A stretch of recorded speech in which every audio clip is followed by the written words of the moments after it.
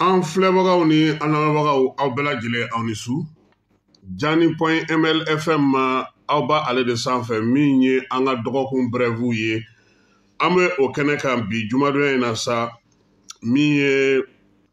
tubabukalo tile 26 janvier kalo an bɛ ale la san 2024 Keba Jalo bi yan min ye Amara Nu Keyita ale fana b'an ka kɛnɛ kɔnɔ yan olu kɔni ta ye technique ye ani k'a labɛn an ka se ka an ɲɛ ka ɲɛ cogo min na Keba an bɛ ɲɛfɔli dɔɔni kɛ bi su in na mɔgɔ caman bɛ ka weleli kɛ k'u tɛ k'an sɔrɔ ko mun bɛ yen caman ye ɲininkali kɛ an b'a f'u ɲɛna ko hɛrɛ don baara taabolo la an bɛ ka fɛnw caman de jateminɛ an bɛ kunnafoniw di nka an bɛ kunnafoni caman di sisan YouTube kan ka da kun damadɔnin kan o ye k'a fɔ an bɛ k'a lajɛ YouTube ni Facebook an bɛ se k'u kɛ cogo min na o de la kunun surɔ débat ale kɛra YouTube ni Facebook kan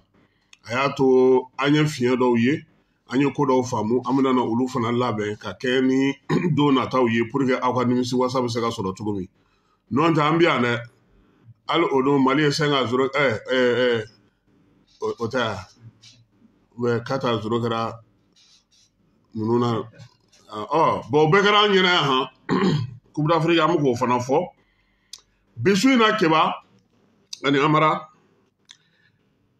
an bɛna an da don fɛn damadɔnin la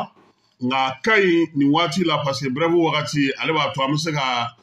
an wasalen bɛ fɛn caman fɔ bi sɔgɔmada in na Kuluba faama sigiyɔrɔ la jamanakuntigi ye médaille ta k'a di maa 28 ma maa 28 k'u ka kɛ misali ye yaasa an ka jamana kɔnɔna na minnu bɛ yen n'u ye dɔ kɛ jamana ye a ka dɔ u ye minisiriw b'a la minnu bɛ baara la nin waati na olu minisiri dɔw b'a la n'a ye k'a fɔ Musa Galabu ministre de l'économie et ministre du commerce ale yɛrɛ de kun y'u ka kuma lasela ye gouverneur b'a la sɔrɔdasiw b'a la jamanaden wɛrɛw b'a la maa 28 kɔni garadi sugu bɛɛ b'a la au conseil malien de l'extérieur o ɲɛmaaba n'o ye an yɛrɛ kɔrɔkɛ Habib Sila ye ale fana ye jɔnjɔn in sɔrɔ ale ye commandeur de l'ordre ye General Sek ale fana y'a sɔrɔ ale fana ye jɔnjɔn sɔrɔ ka da disi kan donc maa minnu bɛ yen ni olu caman bɛ yen n'u ye fɛnw kɛ wa keba nin ye fuguri de bɔlen daba da la sisan parce que ni président y'a ta di sisan i bɛ taa sɔrɔ ministre so fana kɔnɔna na médaille dira mɔgɔ minnu ma olu fana taw bɛ di u ma n'ala sɔnna a ma an yɛrɛ fa ale fana ye médaille sɔrɔ culture la an bɛ se ka na nka bi minnu ye fɛn sɔrɔ bi olu ye mɔgɔ minnu yɛrɛ sugandira président yɛrɛ fɛ ka kɛ n'u ka jɔyɔrɔ n'u ka danaya n'u ka fɛnw ye n'u ka baara kɛcogo ɲumanw ye o ye olu ta ye médaille kɔni ka ɲi ko ɲɛnamaba don nka nin waati laban in na an y'a ye k'a fɔ minisirisow kɔnɔna na keba hali i tɛmɛsenna n'i ye don 2 kɛ minisiriso kɔnɔ u b'i tɔgɔ kɛ liste la ko ka médaille d'i ma il faut k'o de ka falen médaille yɛrɛ dili yɛrɛ kan ka kɛ kɛrɛnkɛrɛn de ye k'a lajɛ tiɲɛ yɛrɛ la jɔn wala karisa n'a ka kan mɔgɔ yɛrɛ tɛ nimisa minnu na u k'a yɛlɛma a ka kɛ o ye n'o tɛ k'a marabati ka di tan cogo la e kɔni mana kɛ ne bɛ ministère la dɔrɔn e bɛ médaille sɔrɔ i ye fɛn kɛ i ye ɲuman kɛ i b'a sɔrɔ o man ɲi ministres fana u ka kimɛli kɛ keba an ka bɔ médaille yɛrɛ kɔnɔ pewu hali jamana yɛrɛ o don président ko mɔgɔw ka kɛ minnu tɛ fadon tɛ dun ko pour que jamana ka se ka ɲɛ ko fo an ka segin an yɛrɛ ma an ka k'an yɛrɛ ye keba i b'a dɔn k'a fɔ ko an yɛrɛ ka jamana kɔnɔ yan kimɛla ɲɛnamaw tun bɛ yan a ma mɛn yɛrɛ an tun bɛ tulonkɛ dɔ kɛ burusi kɔnɔ ko finifili a bɛ n'aw sigi fɛrɛ la npogotigiw bɛ munumunu b'u ka fini fili kan ni min ka fini bɛnna e ma keba i ye baara sɔrɔ dɛ fo ka taa so furu don ma e de y'o ka ko bɛɛ ye wa n'a furula k'a sɔrɔla so o de y'i ka kunnawolo don ye nka n'a ma sɔrɔ a fɔ ko Amara k'i sen b'a la dɛ k'i m'i jɔ i jɔyɔrɔ la dɛ jateminɛw ni sɛgɛsɛgɛliw bɛɛ lajɛlen tun bɛ kɛ ka kow sigi sen kan yaasa an bɛ se cogo min na k'an ka sɔrɔ n'an ka baara an ka hadamadenya k'olu bɛɛ lajɛlen tɔpɔtɔ keba n'an bɔra yen an bɛna Bamakɔ duguba in kɔnɔ n'i ye Bamakɔ ye bi k'a daminɛ aéroport la ka taa Kuluba i bɛ fɛn min ye o ye nɔgɔ ye bɛɛ de bɛ Bamakɔ bɛɛ ko k'a nana ta ɲini Bamakɔ nka keba an ka tiɲɛ fɔ ɲɔgɔn ye bɛɛ sigiyɔrɔ tɛ Bamakɔ ye Bamakɔ sira ka dɔgɔ bi mɔgɔ bɛ se ka tɛmɛ sira min fɛ lafiya la k'a sɔrɔ feerefɛntigiw ma u melege i la n y'a mɛn ko Adama Sangare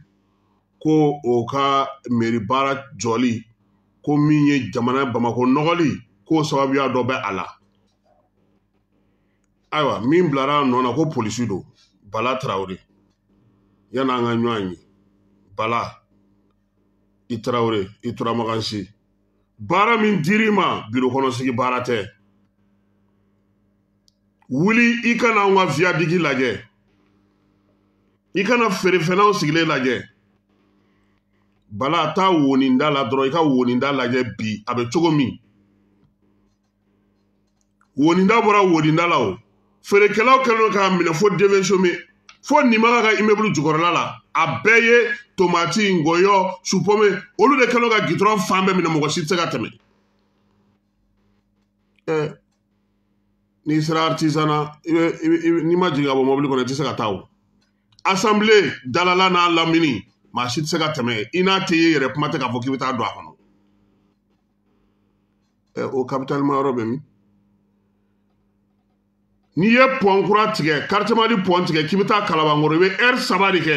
i tɛ se ka tɛmɛ feerefɛnw ni fɛnw ɲagaminen don ɲɔgɔn na ne hakili la n ko jɛkulu dɔ sigilen don jamana in kɔnɔ yan ko jɛkulu ko siraba k'o kan ka o kɔlɔsi keba yanni viadigi inauguration ka kɛ ne y'a compter fe 117 panneau de signalisation bi a kelen jɔlen tɛ jɛgɛ feerela katakatanitigi supɔmɔ feerela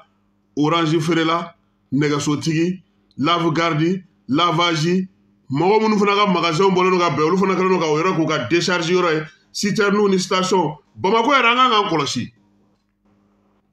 fɛn kelen bɛ Bamako kan ka kɔlɔsi o la bi n'o y'a sɔrɔ an bɛ k'a fɔ ko misiriw ka ca station ka ca ni misiri ye bi dɛ station n'u kasara ala kelen de b'a da yɔrɔ dɔn olu dayɛlɛlen n'o ka gun f'u bɛ gun ɲɔgɔn na sisan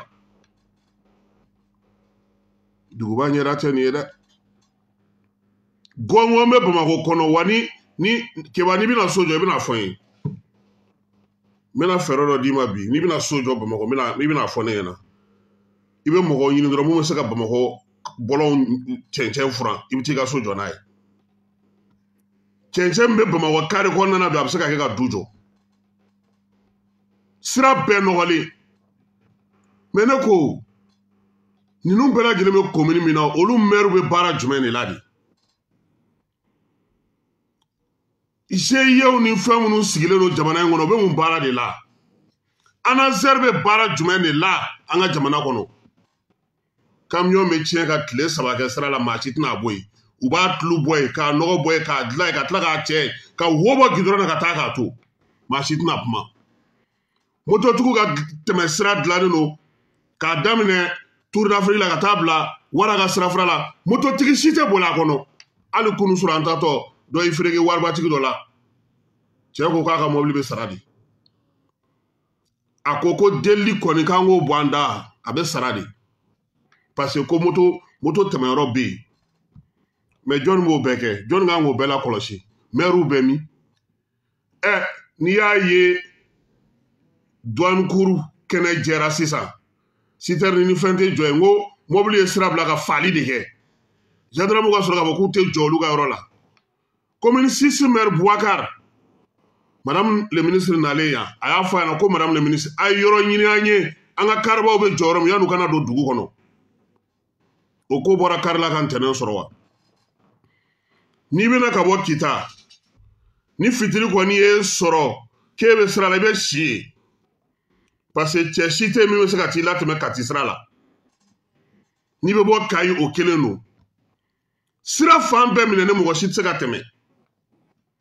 et pourtant jeunes bɛ kari ninnu bɛɛ kɔnɔ k'u tɛ baara la an b'an ka jamana to tan cogo la ko parce que kow bɛ tan cogo la ɲɛmaaw tɛ nin bɛɛ ɲɛnabɔ koyi nin dɔw ye an yɛrɛ ye politiki yɔrɔ furan ni fɛn ninnu tɛ dɛ yɔrɔ bɛ furan de ka kamera ni wele o ye journée Kassim Traoré an nana an bɛna Falajɛ Carrefour furan kamera b'u kɔ an yɛrɛ b'an kɔ don ka ɲama tonen to o ma ɲi dɛ an k'olu dabila olu tɛ baara ye dɛ a b'a don ɲɛ a t'a dugusajɛ ɲɛ dɛ an yɛrɛ ma juguya na an yɛrɛ ye sa wa an hinɛ yɛrɛ t'an yɛrɛ la tuguni bɛɛ ko jeni ka ɲimi n'i ye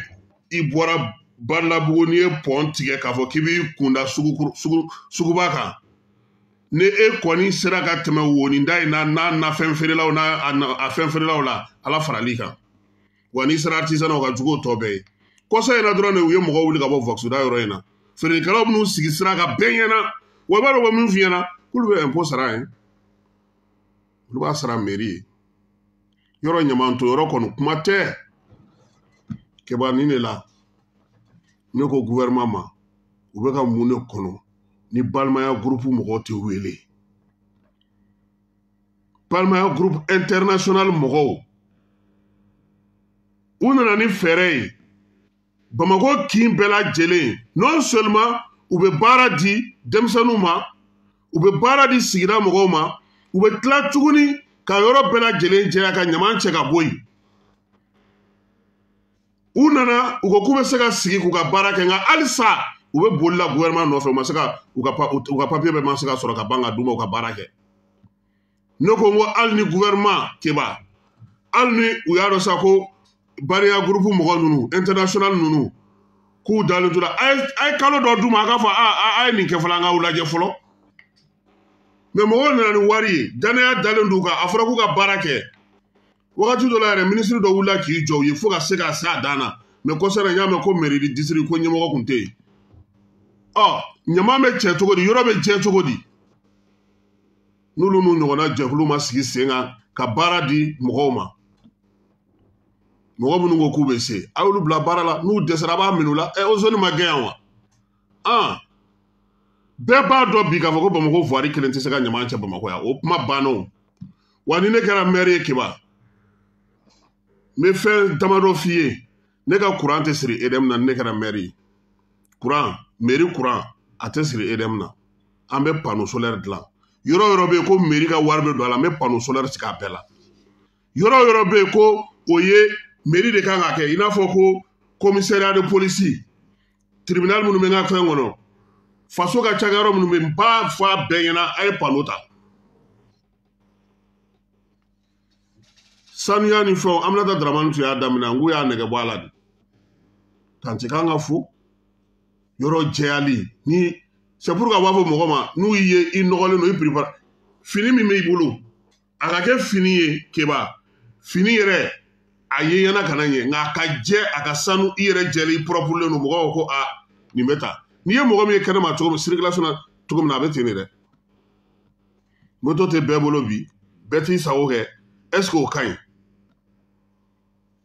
nin kun ye an donkan ye k'a fɔ Bamakɔ gouverneur fana ɲɛna a fana ka to ka wuli ka Kulubali kɛ a fana ka to ka wuli k'i sɛnɛ yaala c'est à dire que maire délégué nana sigi sisan délégation spéciale don délégation spéciale n y'a mɛn ko u ni je le répète ɲɔgɔn ye ka ban baara ɲɛ yiral'u la fɛn o fɛn bɛ yen n'o bɛ na ni Bamakɔ jɛ ye u ka taga n'a ye n'o tɛ ɲinan samiya ji a bɛ taa n'an ye ka wuli k'u jɔ dɛ Kati yen conseil communal fana cira ko délégation spéciale bɛna sigi Kati commune dɔ bɛ Joyi la u b'a fɔ ma ko Zan Kulubali u y'o fana ci mais ne kɔni sigilen don ka commune dɔw kɔnɔ n'olu ma ci o kɔrɔ ko baara in ma dafa dɛ parce que olu bɛ min na o ka jugu hali tɔɲɔli yɛrɛ ye u ka jigin Mali fana kɔnɔna na commune dɔw bɛ région kɔnɔnaw la u ka t'olu fana baarakɛcogo lajɛ bi olu fana bɛ ka mun da adamadenw kan yɔrɔ caman bɛ yen bi Keba sariya ni fɛn minnu fɔra o si tɛ ka bato u tigiw fɛ kunun nasini juma tɛmɛnen y'a dɔgɔkun kelen ko n damanda dɔ dafirila Nuga commune kɔnɔna na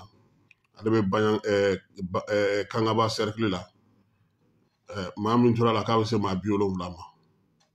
sanu dingɛ bɔyɔrɔ don mais k'u tun bɛ ka baara kɛ yɔrɔ min ko yen sariya fosi u ma yamaruya u k'a baara kɛ n damanda don an dama ma autorisé wa u bɛ wali siti fana kan han société dɔ ka siti don u b'o kan o fana caman b'an ka jamana kɔnɔ bi sanubɔ yɛrɛ kɔni kɛlen don dɔrɔn ɛlɛ ni min m'a wuli o bɛ t'i cogo nka sanubɔ bɛ kɛ sariya minnu na o sariyaw bɛɛ dɔnnen don gouverneur ti papier di maire ti papier di préfet t'a di procureur t'a di commandant t'a di fosi t'a di ministre minnu yɛrɛ tun b'a di fɔlɔ code kɔrɔ la a bɔra olu bolo sisan a bɛ di conseil des ministres de la n'i kɔni bɛna sanu bɔ sisan conseil des ministres wa min tun bɛ yen n'o ye orpaillage ye o tun dilen don maire ma yɛlɛma bɛna don o fana na n'an ko k'an ka nafa sɔrɔ fɛnw na an k'u kɛ jɛlenya ni tilennenya sira kan bani a bɛ nafa don o la Keba ko an ka wolomasiri tabaw n'o ye général Umaru Baru Jara n'a ka maaw ye k'u ka munumunu salon n'u ka baara dɔ senfɛ k'u ye waleya damadɔni kɛ nin tile laban ninnu kɔnɔna na kunun ko alamusa ko jɛkulu marifatigi lakodɔnbali dɔw kun taara ka taa se finitugu dagayɔrɔ min bɛ Ɔnbori kɔnɔna na Gosi ale yɔrɔ la ko min ye an ka finitugu ye u y'u jɔ o jɔyɔrɔ la Banbanci wale kɛbaa ni Jugawale kɛbaa ninnu ma se ka se sɔrɔ kunun bi juma Kɛnparanakaw fana kan min ye sɔrɔdasiw ye u y'u jɔ o jɔyɔrɔ la yen maa ninnu ma se ka fosi kɛ an ka finitugu la yen min ye sɔrɔdasiw ka wulikajɔba tun bɛ yen nin kalo in tile 25 a n'a tile 26 wolomasiri tabaw ye bingali dɔ fana bali Tɛrɛnga Ureno Senu Uredani Tara olu bɛɛ lajɛlen bɛ leere masurunaw la ko armée k'a y'i jɔ a jɔyɔrɔ la yen min ye wolomasiri tabaw ka ɲɛmaa ye n'o o ye général Umaru Baru Jara ye a ko a b'a da bɛɛ lajɛlen tulo kan ko armée bɛ baara min na nin waati in na ko ka se ka an ka jamana fan bɛɛ lajɛlen lasago k'a lakana kɛ ko o de don ko wa fana ko maaw n'u bolominɛw lakanani ko u b'o de la k'u b'a fɔ sa ko bɛɛ lajɛlen kɔni ka finitugu dɛmɛ nin baara ninnu na énergie ko hukumu kɔnɔna na sɛgɛsɛgɛliw bɛ sen na an b'a dɔn k'a fɔ maa caman minɛla Mali ka di dɛ mun bɛ safinɛ suɲɛ kare kɔnɔ o bɛ minɛ o bɛ gosi moto suɲɛna bɛ minɛ o bɛ gosi sɛ suɲɛna bɛ minɛ o bɛ gosi waribatigi bɛ minɛ mɔgɔw b'u sigi ka kasi tɛ faamu dɛ n y'a mɛn dɔ da kunun est-ce que mɔgɔ ye wari sɔrɔ Mali kɔnɔ ka tɛmɛ Baba ni Sisoko kan Baba ni Sisoko labanna cogo di waritigiya ma nɔgɔn dɛ maaw tɛ ko caman kalama i kana taa tribunal la dɛ tribunal ye donda kelen de ye nka bɔda ye 100 de ye wa a bɛɛ da sɔgɔlen don énergie affaire in minnu tun bolo wari bɛ u bolo se bɛ u ye u tun bɛ mun kɛ o ka d'u ye olu ni fanga de bɛ ɲɔgɔn na sisan a fan dɔ fɛ fanga yɛrɛ fana bɛ ɲɔgɔn na parce que fanga de ye mɔgɔw ta k'u sugandi k'u sigi k'u bila baara la u yɛrɛ dɔw tun bolo komi ne ye nin kɛ fɛn tɛ se ka kɛ ne na ne tɛmɛyɔrɔ ka ɲi fanga ko k'a bɛɛ kiiri k'e fanga ka dɔgɔ min bɛ ni ɲɔgɔnna kɛ Asimi b'a f'i ɲɛna o don k'ale yɛrɛ somaw bɛ kaso la président soma mana kɛ kaso la e bɛ se ka to kɛnɛ ma énergie fɛn in na fana ɲugu ye ɲaga wuli madame le ministre taara ko 59 citernes 59 o citerne 59 fana o kun tɛ sen kan sabula olu tun bilara baara min na o baara kɛra fo ka se a dan na mais bɔtara kɛ min kama o ye k'a fɔ an ka taji min yɛrɛ n'a ka kan o de tɛ don an kun 59 citernes o kun tɛ sababa ye nka min ye taji ye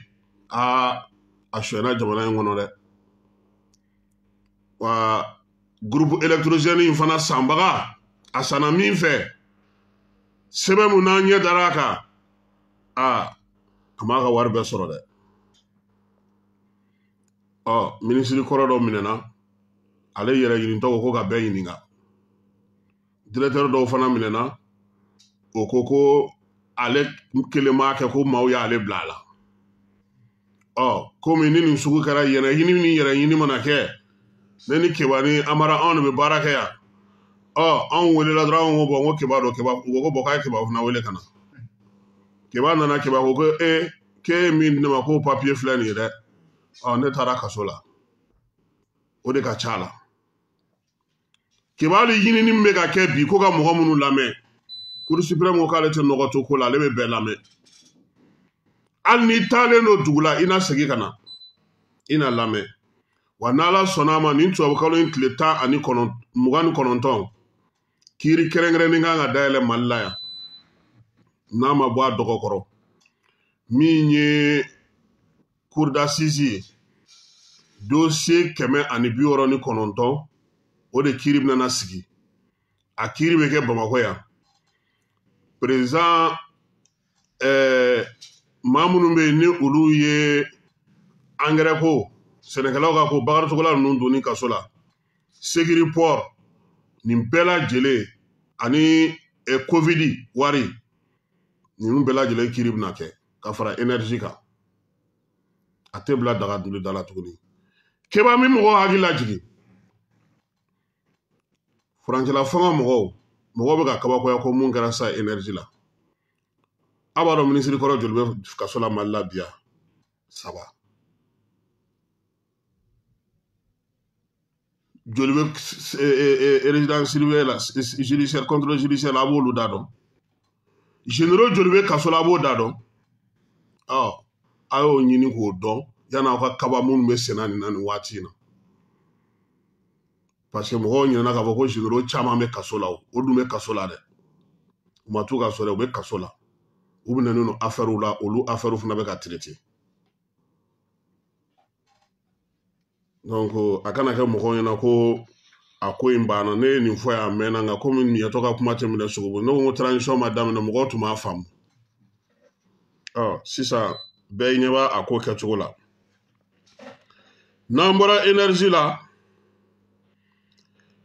ministre des affaires étrangères i b'a dɔn k'an y'a fɔ Algérie ma n ko anw n'ale tɛ tuguni Algérie ale ma fɛn dɔ faamu Mali ye a bolonɔ bila bɛn sɛbɛn na mais Mali min bolonɔ bila la a kunfɛ Mali y'a kɛ de yaasa a ka lafiya bɛ se ka sɔrɔ cogo min Algérie ale donna jɛjugu de la ka ɲɛsin Mali ma fɔlɔ ni Algérie tun y'i ɲɛ bilen an ka ɲɛmaw bɛ segin u ka kun minɛ i b'o dɔn parce que minɛn foyi tun t'anw bolo frontière man n'u ni ɲɔgɔn cɛ 17 000 km de k'a surveiller bi Algérie b'a dɔn minɛn min b'anw bolo a b'a dɔn an y'a sɔrɔ mɔgɔ min fɛ ale de b'a ka minɛnw sɔrɔ yɔrɔ min a b'o fana dɔn a b'anw ta fana sɔrɔ yɔrɔ dɔn a b'a dɔn min b'an bolo min b'a yɛrɛ bolo an ye labɛn minnu fana kɛ a b'a kalama bi o tɛ kelen ye Mali ni Algérie ni ɲɔgɔn cɛ kuma min na ambassadeur welela u tun y'a lajɛ k'u b'u dɛn ka don faga ka fagara o de senfɛ ani maa wɛrɛw o don o président Assimi ko télé la k'u kɛlen ka Kidali minɛ k'u taara machine sɔrɔ yen sanubɔ machine jamana jumɛn ka numéro b'u kan u immatriculé don jamana jumɛn na u tun b'a sanubɔ ka taa n'a yɔrɔ jumɛn terroriste ninnu u taara n'o dogo jɔnni fɛ yen bi jɔnni bɛ k'u bisimila kiba Mali t'a kunfɛ sisan dɛ hali sɔgɔmada in na dɔw tun y'a essayer k'u b'u kun bɔ nka min dar'u kan u yɛrɛ y'a ye tulonkɛ tɛ yen tuguni Mali y'a ka frontière bɛɛ de surveiller daminɛ sisan e k'a jateminɛ ko waati tɛmɛn'o na Mauritanie tun b'a ka sɔrɔdasiw ta ka taa gosili kɛ fo Tɔnbɔkutu ka segin ka na gosili kɛ an ka jamana kɔnɔna na ka tila ka taa mais bi hali ni y'a u sara k'u tɛgɛ fa sanu na hali a tɛ jigin u kɔnɔ donc Algériens olu tun b'a faamu de bɔli la accord la o y'a hɛrɛma yɛrɛ de parce que yanni nin ka kɛ Irisi tun y'a f'u ye anw bɛna baara dɔ kɛ Mali la a y'aw jija an ni Mali ɲɛmɔgɔ ka kuma an n'u ka bɛn nka an b'a fɔ aw ye Mali ɲɛmɔgɔ ye sira dɔ ta o ka d'anw Irisi ye dɛ k'u b'a fɛ ka k'u yɛrɛ ye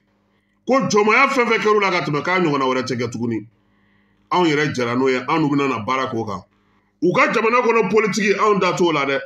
u n'anw bɛ jɛ minnu kɛ an bɛ o de lajɛ tuma min na anw bɛ Kidali libération na Algérie jamanakuntigi y'a ka avion ta ka taga Irisilakaw fɛ yen ko mun na k'u ye minɛnw feere anw ma depuis yen ne ko n ko accord ko kɔni banna sisan keba n'i bɛ accord mɔgɔw ɲini a terroriste n'a bamacɛwale kɛbaa ninnu Mali gouvernement kɛlen don ka plainte don minnu contre la u bɛɛ bɛ Algérie hali gouvernement ni maa minnu man di u bɛ Algérie anw ye kuma fɔ yan n ko kow kɛra cogo min na n k'o man ɲɛ mɔgɔw b'a fɔ ko anw ta ye nkalon yan jɔnni bɛ tunga la n'a tunga tɛ ka se ka ban sisan e ta ye tiɲɛ ye e ma nkalon tigɛ e ma namara kɛ maa si m'a f'i ɲɛna ko kɛra segin ka na jamana kɔnɔ kɛ mɔgɔ joli bɛ kɔ kan bi mɔgɔ joli de bɛ kɔ kan bi c'est pourquoi n'a fɔra mɔgɔ ma sabali bɛɛ kan ka jɔrɔ fɛn min na bi jamana in kɔnɔ o ye kuma de n'i y'i makun o kɔrɔ tɛ dɔn makun de bɛ se fɛn caman na n'i bɛ se dɔrɔn sabali Algérie kunu ministre de l'administration communiqué fila de kalan kɛba kelen bɛ tali kɛ Algérie kan k'a fɔ Algérie ɲɛna a bɛ jijukɔrɔ saya min na diɲɛ kɔnɔ ka ɲɛsin Mali ma anw ɲɛ b'a bɛɛ la an b'a bɛɛ kalama a bɛɛ daluya b'an tɛgɛ kɔnɔ laban min n'o jigira Mali la o kɛra Kampalakaw fɛ yen non-aliens ka ɲɔgɔn ye la Algérie de ko ni masa min tɛ Ala ye ko n'u t'a fɔ ko Mali ka accord d'Alger ko k'o respecter ko k'o don kow la u ka baaraw la Mali ma sɔn Mali yɛrɛ y'a fɔ olu yɛrɛ jamanaw ɲɛna yɛrɛ k'a fɔ ko nin tɛ ko kɛta ye wa bi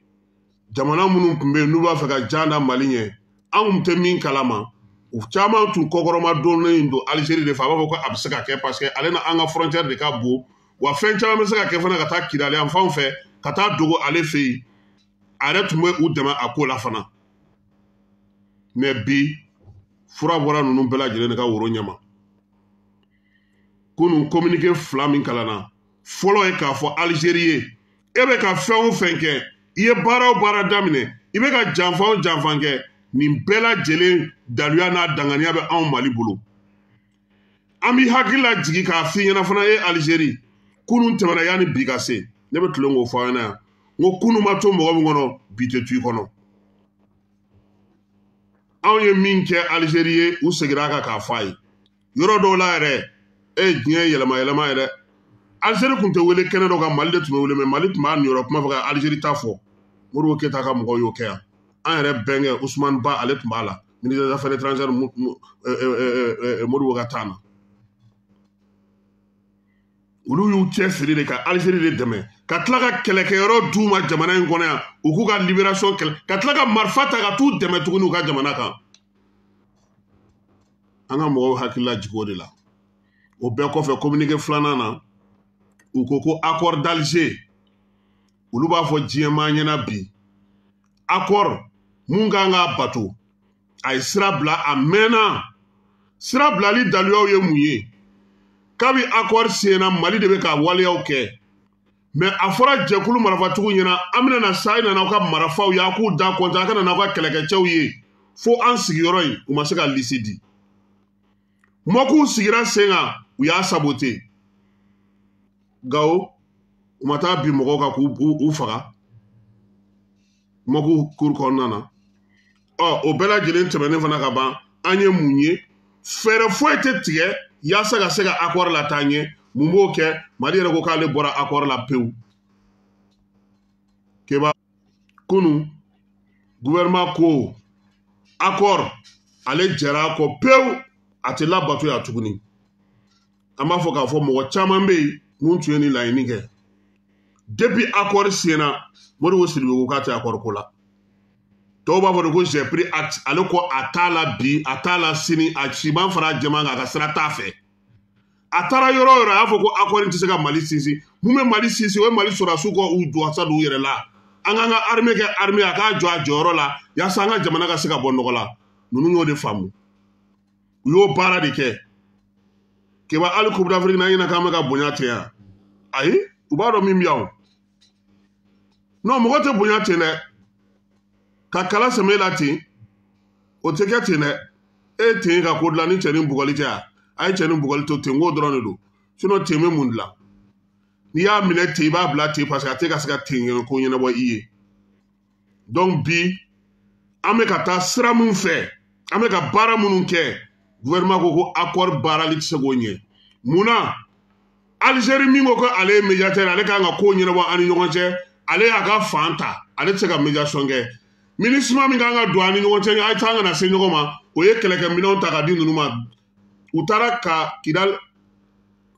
kan kɔnɔna na u taara ka blindé 15 de to o ye gouvernement ye min fɔ yɛrɛ kan dɔ in Général Soumaré ni mɔku kan don minɛn min tun b'o kɔnɔ olu taara mini o sen tɛ sanu min tun bɛ bɔ hali don kelen da kelen Kidalikaw ma ji sɔrɔ a sababuya la donc an tun bɛ nin taabolo de la ta tɛ mɛnɛ sisi tɛ bɔ accord tɛ kɛ accord i b'a dɔn ko accord kojugumanba yɛrɛ tun ye min ye ni mɔgɔw tun t'o kalama u tun b'a fɔ min ma ko CSA u bɛ réunion min kɛ siɲɛ kɔnɔ kalo kɔnɔ siɲɛ 2 Mali de tun b'a wari sara keba i b'olu ka dulokibaw ye ɲɔgɔn kɔ don o don ka na o la n'u nana o la wariko dɔrɔn de don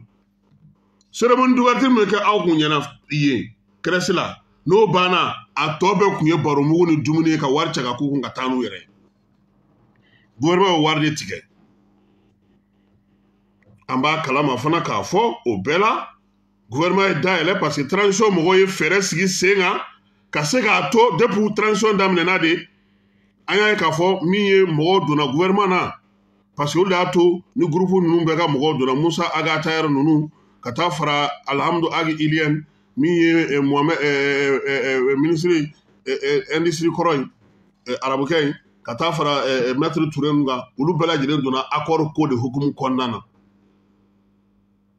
a dɔw kɛra ambassadeur ye u b'a ambassadeur la halisa dɔw bɛ CNT kɔnɔ bɛɛ y'i ka jɔyɔrɔ sɔrɔ mais faso fana kɔnɔ n'i tɛ baara kɛ i bɛ gɛn jaw fana ye bataki ta k'a fɔ bon vraiment aw tɛ na an tɛ se ka o ɲɛ a b'aw da aw ka so aw tɛna na foyi kɛ ala kana yira k'a fɔ ko aw bɛɛ Bamakɔ ye aw t'o kɛ a bɛ wari ta ale fana y'o tigɛ donc accord ko kɔni o banna pewu Mali ko k'ale t'o la Mali bɛna mun kɛ sisan o ye sigikafɔ ye o de la bi sɔgɔmada in na Ablaye Diop ka baara fɔlɔ irisi ambassadeur min b'an fɛ yan a y'o bisimila a ko a ma anw ye sɛbɛn min ta kunun sɔrɔ a sɛbɛn kuntilenna a n'a laɲini ye nin de ye anw yɛrɛ maliyɛnw an bɛna an ka sigikafɔ kɛ an yɛrɛ ta ye anw maliyɛnw an yɛrɛ bɛna fara ɲɔgɔn kan ka bɛn kɛ ka fɛn dɔ kɛ wa anw maliyɛnw don nataw la jamanakuntigi bɛna papiye dɔ ta k'a fɔ baara kan ka kɛ cogo min na feuille de route k'o bɔ wa anw maliyɛnw anw ye nin kɛ parce que anw bɛ fɛ an ye baara minnu kɛ a ka sinsin a ka yiriwa nin latigɛ de fɔra an ye jamanakuntigi tɔgɔ la ko n k'a da i tulo kan a kelen m'a reçoit a sen dɛ irisi ambassadeur Wade tun bɛ yen colonel major kɛra bi Diop ale ka ministère la a y'a ɲɛfɔ irisiw ɲɛna kun min na an ye nin waleya ninnu kɛ an ye nin baara ninnu kɛ kun min na a y'a bɛɛ ɲɛfɔ irisiw ka ambassadeur ye a tilalen kɔ o la Wage groupe signataire minnu bɛ yen n'olu ko k'u bɛ Maliko la ale olu bɛɛ lajɛlen bisimila a yɛrɛ ka ministériso la i terikɛ tun bɛ yen Jimi Jimi tun bɛ yen min ye Gacha mɔgɔw tun bɛ yen accord la ni olu bɛ paix ko nin fɛn ninnu na u bɛɛ tun bɛ yen u ko k'u nisɔndiyara ministriw wele ka ɲɛfɔli k'u ye u ye faamuyali kɛ olu yɛrɛ bolo ni ne tun ka ɲi a mɛnna parce que popapo kɛra ka mɛn ta tɛ ka minɛ si tɛ ka bɔ Wage k'u ma k'u k'a bila u kun na accord banni kɔrɔ tɛ ko Mali bɛna marifa ta ka ɲɛsin mɔgɔw ma accord banni kɔrɔ tɛ ko Mali bɛna taa wuli siya dɔ kama ka siya dɔ dɛmɛ accord banni kɔrɔ tɛ ko Mali ka jɔyɔrɔ min b'a ka jamana kɔnɔ k'a tɛna o baara kɛ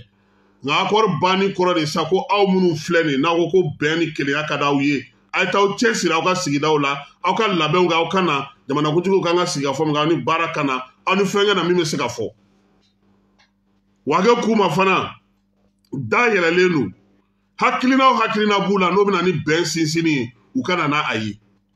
mɛ bɛɛ k'i jija mɔgɔ o mɔgɔ bɛ sigiyɔrɔ o sigiyɔrɔ la mɔgɔw ka bɛn ye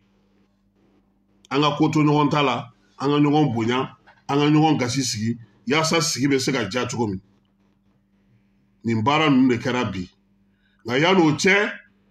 Diop tun taara Kuluba ale n'a Asimi ye ɲɔgɔn ye yanni ani mɔgɔ ninnu ka ɲɔgɔn ye kɔnditi minnu bɛ yen ani baara taabolo kura minnu bɛ yen parce que sɔɔni sisan Diop fana bɛna na bɔ an dafɛ jamana ninnu ka taa kuma ninnu ɲɛfɔ olu ye kun min na an bɔra accord la u ka se k'a faamuya cogo min na donc Keba nin baaraw ani Amara nin baara ninnu de kɛra bi ani kunun sɔrɔ an ka jamana kɔnɔna na Algérie ale yɛrɛ kɔni tun bɛ ɲɛji bɔ kan fɔ la a ka communiqué la a ko ko Mali jo don au lieu que ale ka communiqué ci gouvernement ma ale y'i ka communiqué ci k'i adressé Mali population de la a ye majɛ fɛn fɛn fɔ a bɛ komi n'a ko sisan vraiment gouvernement Mali jo don quoi accord ma se ka labandeya mun accord ma ɲɛ sɔrɔ degun jumɛn kɛra a kɔnɔ olu yɛrɛ y'a bɛɛ fɛsɛfɛsɛ k'a bɛɛ ɲɛfɔ k'a ban pewu jiginna t'u la ko ni cɛ ko ni baraji nka a tɛ balimaya ni sinjiya tigɛ ka bɔ an ni ɲɔgɔn cɛ a tɛ sigiɲɔgɔnya kuma tigɛ ka bɔ an ni ɲɔgɔn cɛ o hukumu kelen kɔnɔna na maliyɛn minnu bɛ kɔ kan ni u ye gɛlɛyaw sɔrɔ faransikaw fɛ yen passeport ko la visa ko ni papiye ko ninnu na n'Ala sɔnna a ma minisiri min bɛ yen a bɔra ka kuma nka gouvernement bɛ ka labɛn wɛrɛ kɛ pour que ka se ka ɲɛfɔli kɛ mɔgɔw ye parce que mɔgɔ caman m'a faamuya min bɛ sen na c'est que e bɛ bɔ Faransi n'i bɔra Mali la k'i bɛ taa Faransi f'i ka Faransi visa ta ni i ye maliyɛn ye Mali passeport b'i bolo i bɔra Faransi k'i bɛna Mali la problème t'o la mais n'e ko k'e tɛ maliyɛn ye e bɛ bɔ yen ka na faut que problème ka i ka sɛgɛsɛgɛ parce que jateminɛ dɔw de kɛra k'a fɔ ko dɔw bɛ sen na sisan an ka jamana kɔnɔ o fana sɛgɛsɛgɛliw bɛ sen na k'a dɔn k'a fɔ caman bɛ yen u nakun tɛ jamana in yɛrɛ ka hɛrɛ ye dɛ u nakun ye ci wɛrɛw ye o ci wɛrɛw tɛ se ka ɲɛ sɔrɔ tuguni donc n'i bɛ na i ka sɛbɛn kɛ maliyɛn caman bɛ kɔ kan u ma kibaruya in faamu an b'a ɲini gouvernement fɛ u ka dɔ fara halisa sensibilisation kan u ka dɔ fara ɲɛfɔli kan pour que mɔgɔw bɛ se k'a faamu cogo min nka jama fanba y'a yira k'a fɔ ko ni ɲɛfɔli kɛra o bɛ diya u ye nka u sɛgɛnnen don min na keba o tɛ passeport ko yɛrɛ de fɛ dɛ Mali yɛrɛ consulat minnu bɛ jamanaw kɔnɔ ambassade minnu bɛ jamanaw kɔnɔ u k'a lajɛ u ka hinɛ jamanadenw na minnu bɛ kɔ kan u taa kun ye olu de ko ye aw ma taa jago la aw ma taa feere la aw ma taa business la aw ma taa bila ye k'aw ka fɛn wɛrɛ kɛ k'aw ka maliyɛnw de kungo ɲɛnabɔ o de aw ta kun ye ka taa bila o baaraw la ye a dɔw bɛ yen k'u tɛ yɛrɛ dɔgɔkun kelen wa n'i taara ko f'u bɛ maliyɛn kasa ci ka bɔ i nun na Faransi dɔrɔn tɛ dɛ yɔrɔ caman de don ambassadeur dɔw yɛrɛ mago fosi tɛ maliyɛnw na olu b'u ka affaire dɔrɔn de la parce que maliyɛn minnu bɛ kɔ kan ni n'u ye kuma kɛ ni k'u ma ko bɔn ko e ma taa masa ko non k'e tɛ fɛ ne ka ko ka ɲɛnabɔ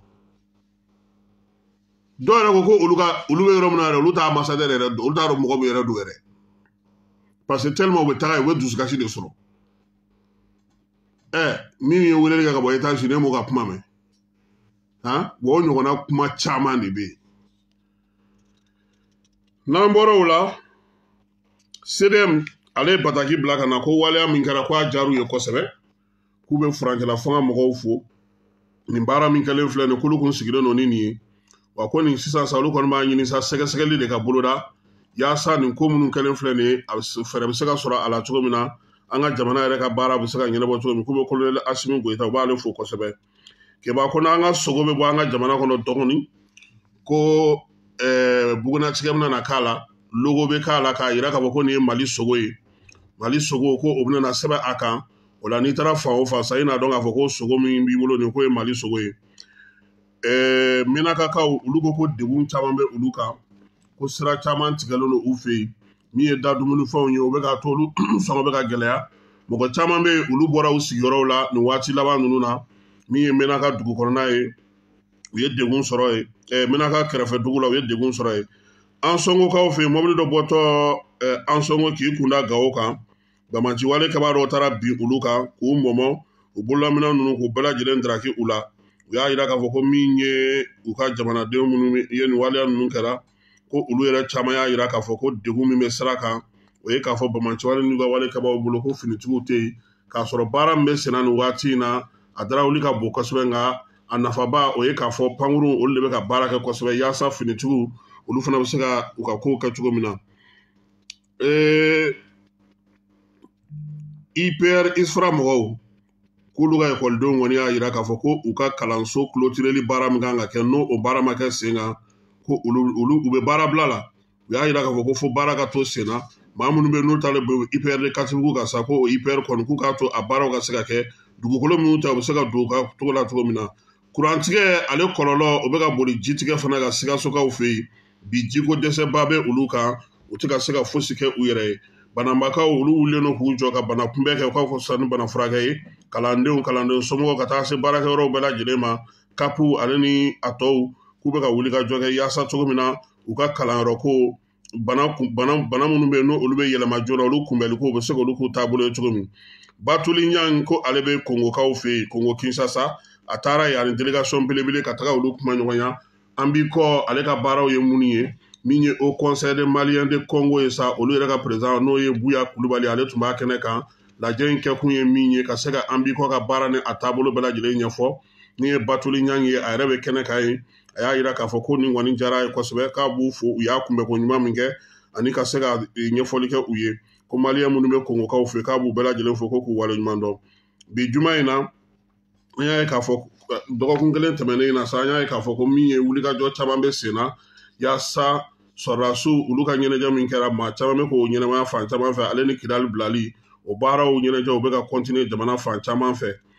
nin kalo in tile 8 février kalo tile 8 musow tɔgɔla gafe dɔ kan ka sigi sen kan u ka kalata ko u sen bɛ se ka don o la cogo min o hukumu kɔnɔna na sa u y'a yira k'a fɔ ko musow kɔni kɛlen don ka wulikajɔ kɛ musow den ani denbaya minisiri ale kɔni kɛlen don ka muso jɛkulu fara ɲɔgɔn kan séminaire min na u b'u fɛlaw di yaasa u ka hakɛbaw ka se ka ta ka don gafe in kɔnɔna na gafe min na to musow senori bɛna kɛ kalatako la cogo min na keba syndicat min bɛ yen ni o sigilen don kunnafonidiw ni kow kunna sa n'o b'a fɔ o ma ko Sinepil ale ye ɲɛmaa kura sɔrɔ Basaro Ayidara ka bɔ AMAP la ale de kɛra o ɲɛmaa ye biro kura min sigira sa maa 31 b'a kana Basaro ale bilara a kunna min ye Sinepil ye sa ale kɔni ye INTM o bolofara dɔ don Coupe d'Afrique entraîneur dɔw gɛnna dɔw démissionnera mun gɛnna Côte d'Ivoire ta bɛ o la mun gɛnna Algérie ta bɛ o la Algérie yɛrɛ kɛlen k'i bolo mɔna bɔ nin waati in na Zidane nɔfɛ an t'a dɔn n'u bɛna Zizou sɔrɔ ka k'u ka entraîneur ye a kuma kɔni bɛ sen na n b'a dɔn k'a fɔ Zidane ninnu olu kɛtɔ ka na yan a man gɛlɛn yaasa sa ka se ka baara tɔ bɛɛ lajɛlen ka Coupe d'Afrique ko hukumu kɔnɔna na sa keba u y'a yira k'a fɔ ko 8e de finale match k'olu kɔni filɛ nin ye Angola ale ni Namibie k'olu bɛ ɲɔgɔn sɔrɔ sini samedi nɛgɛ kanɲɛ 17 o bɛ kɛ Buaké nɛgɛ kanɲɛ 20 Nigeria ni Cameroun olu bɛ ɲɔgɔn sɔrɔ o bɛ kɛ Stade Félix Houphouët-Boigny in na dimanche don n'o ye kari ye sa nɛgɛ kanɲɛ 17 Guinée fila bɛ ɲɔgɔn sɔrɔ Guinée équatoriale ani La Guinée o bɛ kɛ Stade Alassane Dramane Ouattara la min ye o nɛgɛ kanɲɛ 20 waati Égypte ale ni Congo bɛ ɲɔgɔn sɔrɔ San Pedro kaw olu fɛ yen ntɛnɛn don Cap Vert ale ni Mauritanie bɛ ɲɔgɔn sɔrɔ nɛgɛ kanɲɛ 17 Félix Houphouët-Boigny tɔgɔla stade la nɛgɛ kanɲɛ 20 sa Sénégal ale ni Côte d'Ivoire olu bɛ ɲɔgɔn sɔrɔ Yamoussoukro kaw olu fɛ yen keba ko k'a daminɛ 1965 la ka n'a bila 2017 la ko Sénégal ni Côte d'Ivoire k'u ye bɛnko 10 de kɛ Sénégal ser'u la siɲɛ 1 de nka tariku don dɛ Sénégal min kɔni bɛ kɛnɛ kan ye bon ballontan fana don ala ka match don yira an na yɛlɛkomɔgɔw olu fana bɛ kan na dɛ keba u ko lundi an ka lundi mardi match fɔ fɔlɔ mardi Burkina ale ni Mali bɛ ɲɔgɔn sɔrɔ Korogokaw fɛ nɛgɛ kanɲɛ 17 min ye nɛgɛ kanɲɛ 20 ye Maroc ale ni Afrique du Sud olu bɛ ɲɔgɔn sɔrɔ San Pedro kaw olu fɛ yen keba yɛlɛkomɔgɔw bɛ kani na dɛ ko kani ko mɔgɔw ɲɛ bɛ min na terrain kan ko dɔrɔn tɛ dɛ ko kani wɛrɛ bɛ yen k'o ye kani politique de ye ko politique kani bɛ yen ko n'i ye 8e de finale ta k'a lajɛ ko coup d'état kɛra jamana min na k'olu fila bɛnnen don Mali ni Burkina ko coup d'état b'olu jamana bɛɛ la ko wa fana ko Boko Haram kɛlen don ka jamana minnu fana sɛgɛn kosɛbɛ k'olu fana fila bɛnnen don o ye Nigeria ni Cameroun ye